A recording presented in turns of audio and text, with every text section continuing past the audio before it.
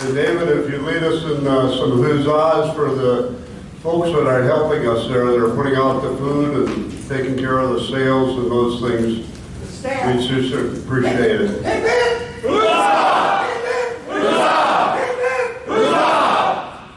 Thank you. As we listen to Steve Smith talk about Parker's Ferry, I want you to think about our newest mural, and it's just right in the middle, the one in the middle. There are 3 panels.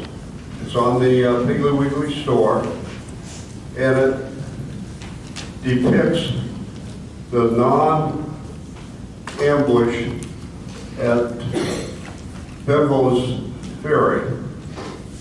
And Charles, if we could get somebody to do that whole story of Tarleton coming out to chase Marion, and Marion finding Tarleton at Richardson Plantation, backing off to Jack's Creek, spending the night 5 miles from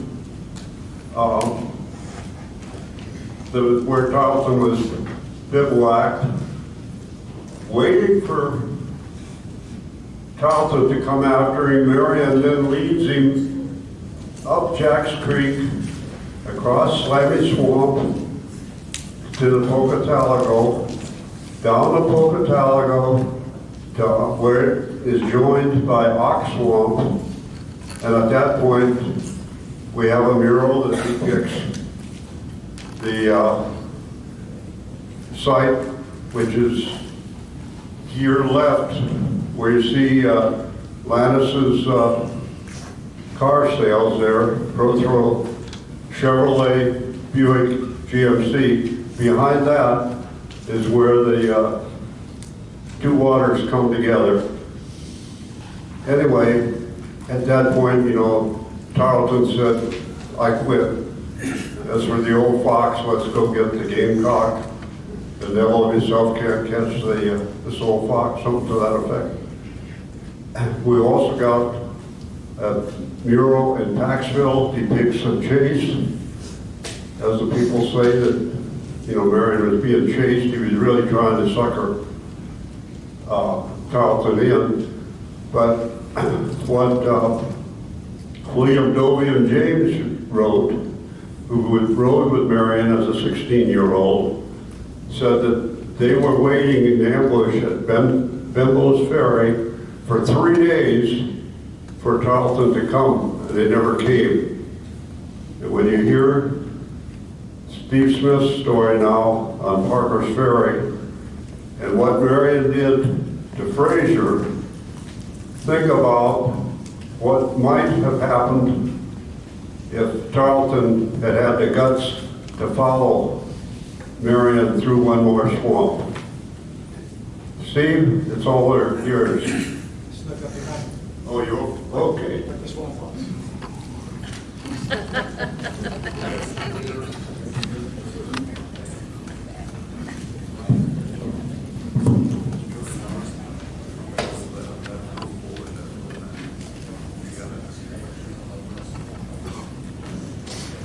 Well, it's pretty typical that I get to speak after the meals. You're all in a food coma. I appreciate David giving food buzzes there to wake people up, but I'm going to put you back to sleep. I'm going to do a kind of a micro-analysis of the Battle of Parker's Ferry based on the historical and archaeological record. And it does get a little tedious, and this might not be that kind of thing you want to do to the elementary school kids, but you guys are all experts on Marion anyway, so now you want to get into the dirty details, and we're going to try to do that.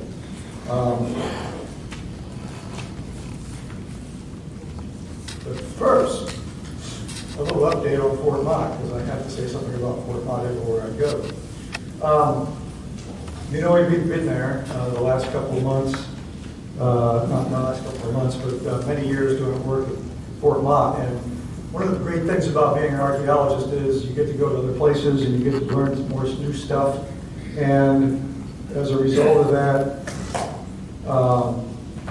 you learn things from other sites. And then those sites help you put together the sites that you've been at before. This is an example of the continuing work we do. You all know the flaming arrow story. I don't have to tell you that, but just in summary, there's 3 versions about how that house got on fire. Remember? There's flaming arrows from a musket or a rifle, more likely a rifle or musket. A musket. There's that was the Pickney family story. There's the fire arrows from the African, East Indian, whatever ever bow and arrow set that Mrs. Mott had. And then there's the slinging of the rosin up on the roof by Nathan Savage. Okay, well, I think most of you already know that we found one of the arrows.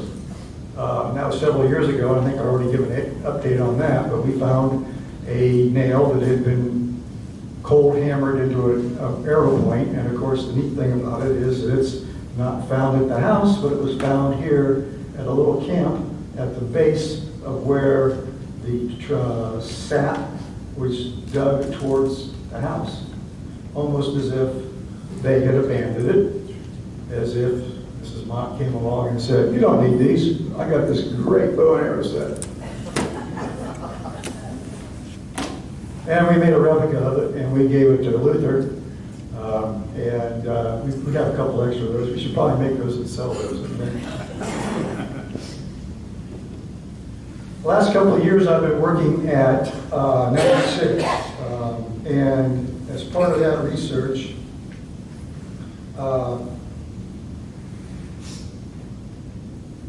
we have been doing archaeology there over the last couple of years and as field schools, and we've been working in the Star Fort. And amazingly enough, in the strictures by Mackenzie that was written to thwart some of the tall tales by Tarleton, there's a surprisingly detailed history of the siege of 96. And in that siege, they used fire arrows. And interestingly enough, it says that, I want to quote from his strictures, African arrows were thrown by the besiegers on the roofs of the British barracks to set them on fire. This design was immediately counteracted by Lieutenant Kruger. There follows a footnote to this little story, which reads, as I quote, "These arrows were fitted to the bore of muskets from which they were discharged. They were entwined in wax, dipped in combustibles, lighted, and armed at the end with a barbed spear.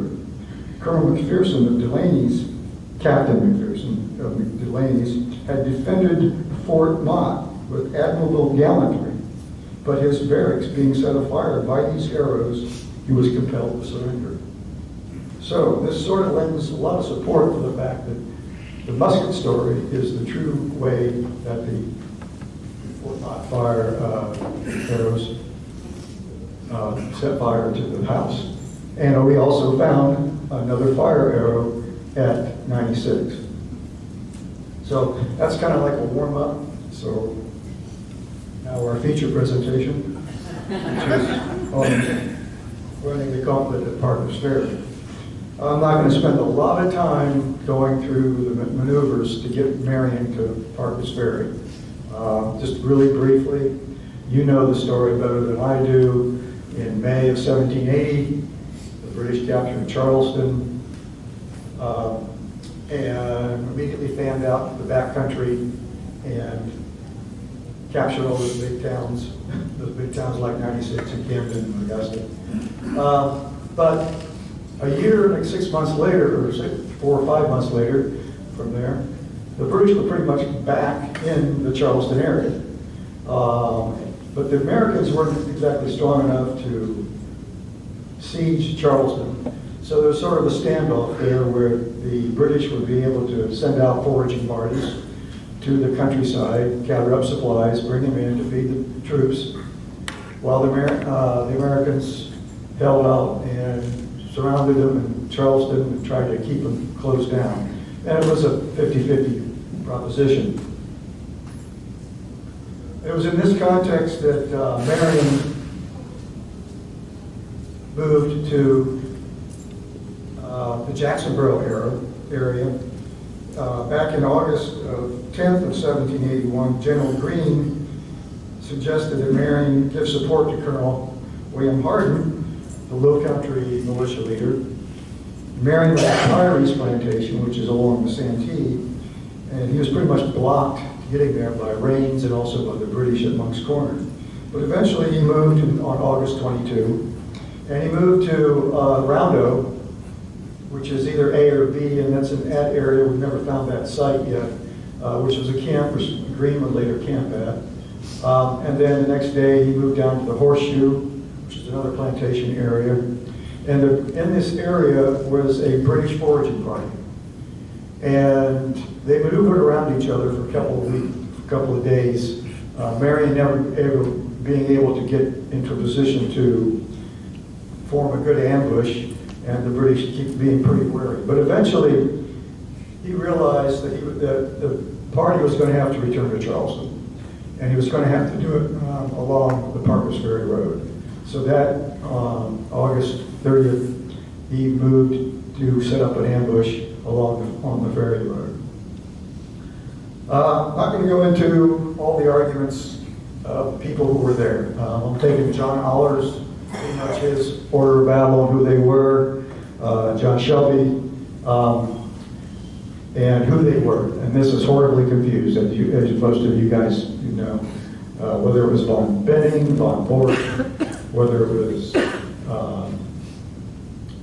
William Hardin, Charles Hardin, Edward Hardin, the cavalry, and all that is, you can read about it, you can decide for yourself who is who. I'm not really much interested in that. But the important thing is the British forces are about 560 men. We're coming up the road, and at the ferry, there's another additional 100 men under Patrick or some other Cunningham, William Cunningham. Gosh, who else was on? Who else was there? Robert Cunningham. But most likely it was a Bloody Bill. And anyway, Marion had about 445 troops. Okay, so in order to get to Charleston, the British are going to have to come down Parker's Ferry Road. Once he got there, late in the evening, or late afternoon, he set up his ambush. But he learned at that time that about 100 loyalists were up the road at the ferry site. Marion had placed himself between two forces, and if they had coordinated, of course, he would have been in a world of hurt. However, what we all know is that he defeated each in turn and turned it into a pretty good victory.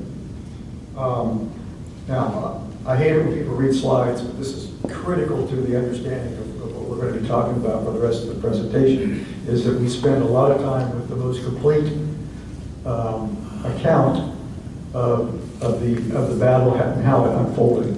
And it's always been a mystery to me as to how this thing unfolded, because it never made much sense to what Marion was talking about. But looking at pension applications and everything else, I think we've been able to pretty much fit it together. The important thing is that he's going to talk about his right division. He writes very strangely, he doesn't begin with his main people, but he says his right division of about 80 men who I ordered to retire 100 yards from the line.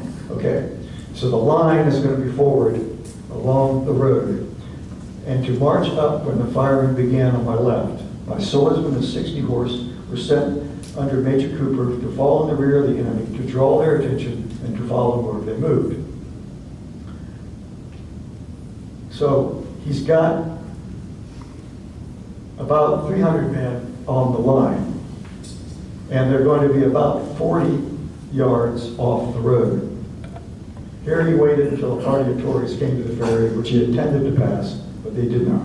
And of course, you know what happened. They sprung the trap. The British Queen's Rangers came up the road, fell into the ambush. There was a massive amount of fire. The Queen's Rangers were unable to turn around, so they ran the gauntlet through the ambush, back up to the ferry, and then the British came on with their infantry. A firefight broke out, and both sides retreated. All right.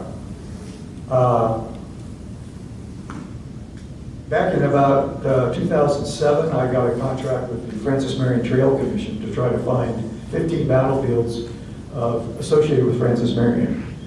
And at that time, I was able to identify a portion of the battlefield. I got another grant from the American Battlefield Protection Program back in 2015, in which I was able to follow up with that work to try to put something together. Okay. Important thing is that I took Marion at his word, and rather than going to the ferry, I went, when he said a mile from the ferry, I went a mile from the ferry, walked into the woods, and immediately began finding lead shot. So I knew where the battlefield was. The problem came up with was trying to get those materials out of the ground. This is the east side of the road. The east side of the road consisted of briars, complete mess of logs and trees from an earlier cut. And you go about 100 yards into the woods and you're running into a recently planted pine forest of trees about 10 to 20 feet high, closely spaced, put in, and it's impossible to do any kind of work in that area. To exacerbate the situation, this whole area is hunting grounds, so there's many hunters that move up and down that road constantly, and they have a habit of throwing their beer cans into the woods, which makes it very difficult for archaeologists to use metal detectors to find battlefields. Over the years, those cans get covered up with pine straw, so they're not like you can go in there and pick them up. You got to find them, remove them, and then do another job. And so we had a lot of problems doing any kind of work. The other thing was that when we found the battlefield, the landowner there at that time was West Baco, had made it a special use area, an area which meant that they weren't going to do any kind of maintenance. So they left it like they did. So we got Hugo, we've got all kinds of other problems coming into their area. It was very difficult to work with. That was the easy side. The west side of the road consisted of wiregrass about knee-high, impossible to work in. Exacerbating that situation was the fact that there was a power line through it, which made all of our expensive $1,500 metal detectors useless. The power line radiated something that just made them go haywire. Eventually we found ourselves using cheap Walmart kinds of things, which didn't affect them as much, and we were able to do work in that area. We also got the landowner to do some plowing in that area. So we had completely open areas to survey, so the conditions were excellent for survey. The problem was that the power line kept us from doing the kind of work we could do. Then then came the Depression, as you heard that old expression. 2 rain events. Remember the rain event of 2015 when we got this strange 11 inches of rain in South Carolina. It just kept raining and raining and raining. And then a couple of years later we got Hurricane Matthew. So essentially we weren't able to do much work there because Francis Marion set up an ambush in a swamp. And it remained a swamp. We couldn't hardly even get there during those years. So we kept getting postponed, delayed, and extensions to do our work. Eventually in 2018, we just decided we had to do what we had to do and move in there and get it done. Here's our survey areas based on the fact that the 2007 work, in which we pretty much knew where it was, and the idea was to simply to try to expand and find the edges of the battlefield. So the areas in red are areas that were completely covered 100%. What I mean is that we covered this area repeatedly using transect survey, setting an archaeologist in a block, going back and forth, back and forth, back and forth, and then turning into the opposite perpendicular and going back and forth and back and forth and back and forth. And then the areas with stars are areas where we did the recon, which is what relic collectors do, and wander around until they find something. But these areas help us pretty much narrow down where we're going to be working. All right, I'm going to show you the data right up front. There it is. Looks like a blob and a mass of materials. It's not much, but it's the battlefield. This area is swampy. There's no domestic materials there. The only other things we found besides lead shot is, well, I'll show you in a few minutes from colonial period stuff, but just stuff from forestry. There's no domestic material in there. There's no way this is anything but, frankly, Park Historic battlefield. Furthermore, there was actually a Civil War site there too, right there at the intersection, which was a picket for the Confederates during the Civil War. All right, looks like a big blob. But I think using the historical record, we can really get down to exactly how the entire battlefield unfolded, and that's what we're going to do right now. Here's some of the other materials we found. 1771 coin. All of that area, that has to be a casualty, one of the British casualties. That little concentration. There was a horseshoe there. There was a button, buckles, and a coin dated 1771.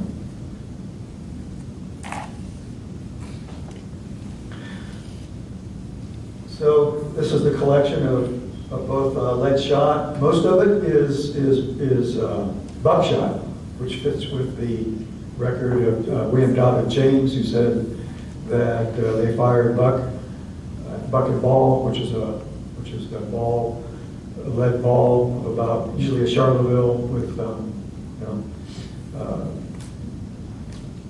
24 grams, with 3 standard size buckshot on top of it, or just buckshot itself, goose shot, or swan shot, which is at that time I think was a little larger than the standard buckshot. But we found about 40 of those things. We found a couple of about 5 brown best balls from the British, and 3 or 4 Charlevilles. Okay. Critical to my interpretation of the battlefield is the fact that Marion set up this ambush at that intersection. And I am convinced that that was intentional. I did extensive map research, and the roads are where the roads are. This is the same road that the British traveled down. Obviously, it's wider than it was then, but this is basically the same path. Furthermore, I found this 1793 plat map, which indicates that little turnoff road there, that intersection, existed more than likely at the time of battle. And that all makes sense as to how the battle unfolded. But I'm convinced that Marion chose that intersection as the logical place to put the ambush.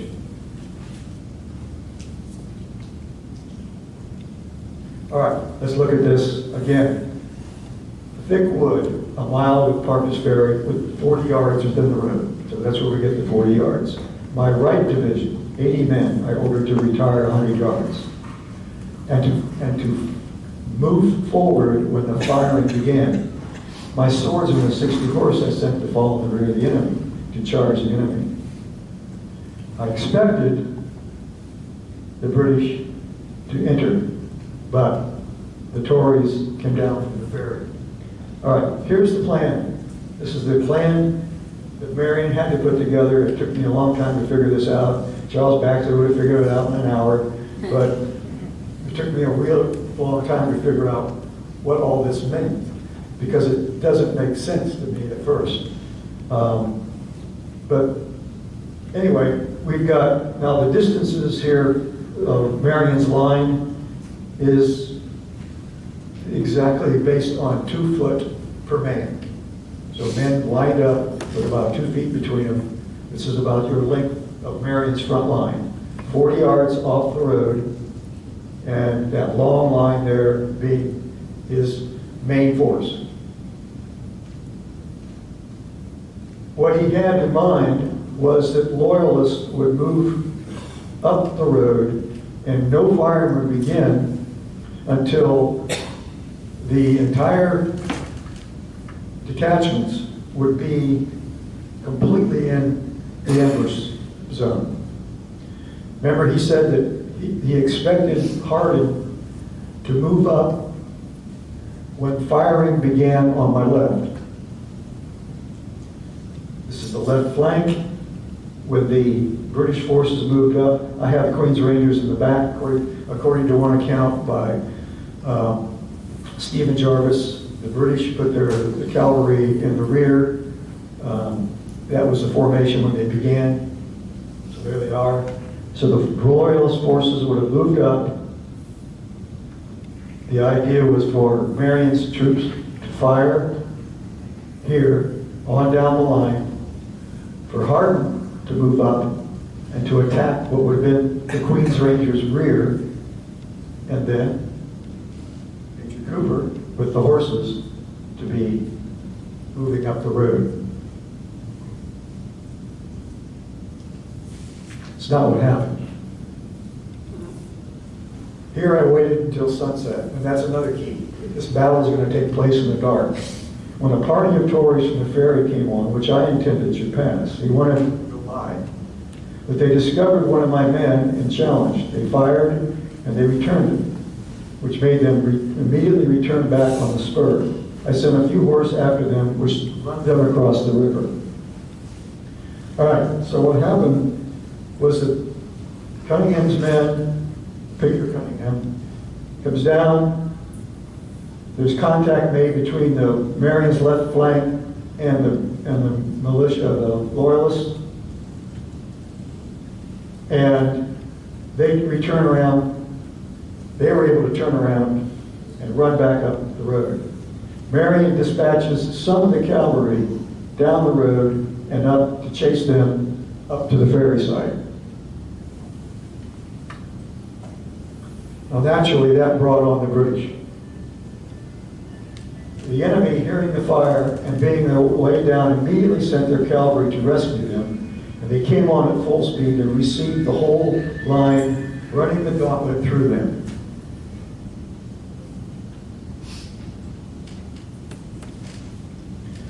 The Queen's Rangers, once that they had heard the firing, the British infantry moved off the road, and the Queen's Rangers came running up the road and into the gauntlet.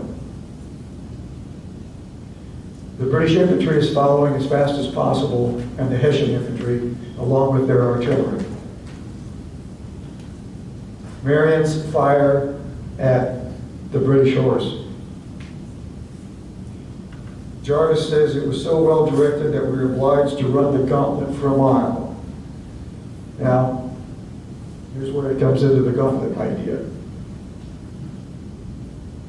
The idea of a gauntlet, of course, is 2 sides. That's the traditional idea. You got guys on one side, you got guys on the other side. Someone runs up through the gauntlet and they are hit with switches or they're beat up or whatever, and you have to run that gauntlet. The archaeological evidence is clear. There wasn't a 2-sided gauntlet. It was a 1-sided fire, and There's just, I mean, it's very clear that there was no two sides to this conflict, and it makes more sense that way. Marion had British troops on 40 yards from the road. If you were to put his other people 40 yards off the road, they would have been about less than 100 yards between them, firing directly at each other. That's not a good idea. Number two, these aren't SEAL operators. These aren't Rangers. These are militia. So there's no way he was going to set up your Z ambush in which you have guys for a distance so long, and then you cross the road and put the other people on the other side so that they can fire along the ambush site but not hit each other. That's just too complicated for the militia. So again, the data is clear. Marion had a one-sided gauntlet. There's the data. You can't argue about it. The enemy appeared immediately, and a heavy fire ensued. But there's not much evidence of a heavy fire. I think what Marion was saying was that his men were firing heavy, but the British, who would have come up the road in column, had to, in order to fight, they had to display left and right and get into line. And you can push the evidence a little bit, maybe, that there was some firefighting going on right here.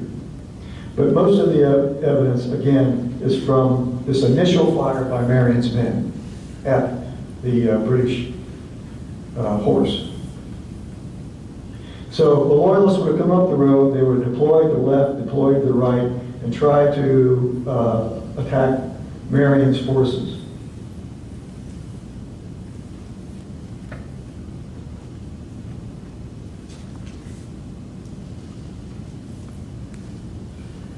In order for Marion to attack and to continue up with the fire, he would have had to have tried to wheel his men to face them along this front.